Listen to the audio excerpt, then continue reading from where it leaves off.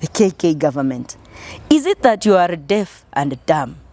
Is it that you cannot hear watu boliga bantu bagosoka bakura batebanga ngentekenekebe? Watu wa culture wamepiga kelele, wamekataa hiyo maneno. Wamama wetu wamepiga kelele, wamekataa hiyo maneno.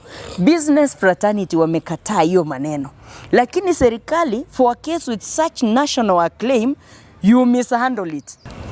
When people were killed, others injured at Keumbu, we expected swift action from the National Police Service. We expected the government to take it seriously. People have been crying online, videos flying left, right and center with women shouting that people should be killed, and there is an entire public outcry concerning this matter.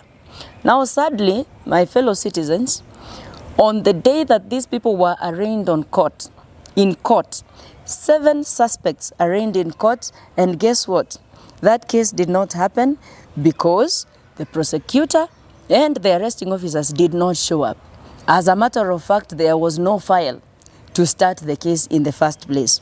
So we are asking this government, the KK government, is it that you are deaf and dumb?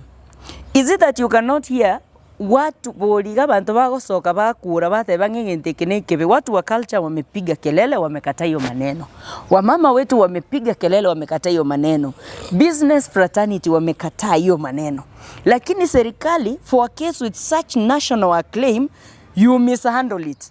Lakini when Gen Zs wanatoka nje kuprotest, you arrest someone for treason, the highest charge on the land. Arrest him for treason and have the prosecutor and the arresting officer there, including the arresting officer struggling to explain a case ya treason. Lakini kwa maneno ambayo Vincent Osiemo, a father of 3 children and a husband, amekufa, saa hii hakuna file.